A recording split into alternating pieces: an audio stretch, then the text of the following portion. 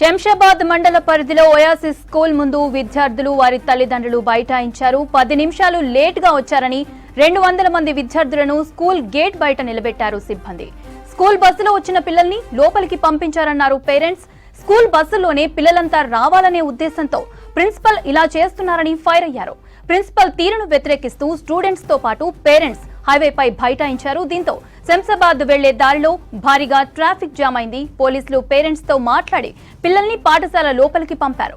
లోపలికి వెళ్లిన students teachers కొడతారని తిరిగి బయటకొచ్చారు.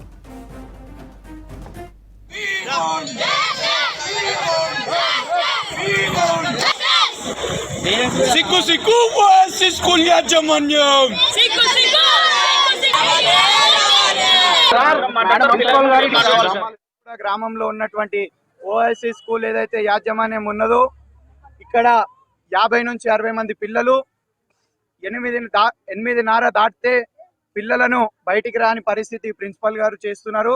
కావున వారి స్కూల్ బస్సులో వచ్చే విద్యార్థులను మాత్రం 9 కావచ్చు 8:40 కావచ్చు వాళ్ళ స్కూల్ బస్సులో వచ్చే పిల్లలను అలౌ చేస్తారు.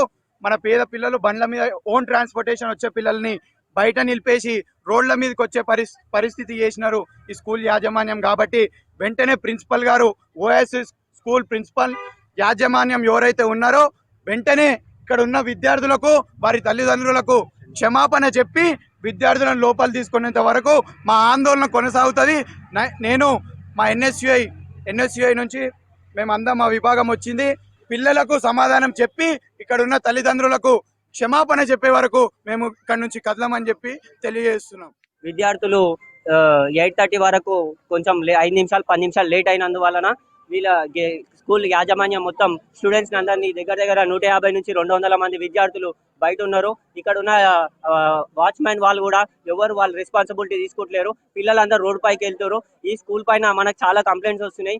వీళ్ళకి ఎన్నిసార్లు మేము ఎన్ఎస్యుఐ తరఫున ఎన్ఎస్యుఐ మండల్ తరఫున మేము లెటర్ కూడా సబ్మిట్ చేసినాం. 3 సార్లు వాళ్ళకు కూడా చెప్పినాం. ఒకసారి లెటర్ ఇచ్చినాం. అయినా సరే స్కూల్ యాజమాన్యం పట్టించుకోవట్లేదు. ఇలానే ఇప్పుడు ప్రిన్సిపల్ గారు వచ్చి ఇక్కడ సమాధానం చెప్పకపోతే మేము ఈ రాష్ట్ర రోడ్ని బంద్ చేసి స్టూడెంట్స్ తోటి బయట అంస్తామని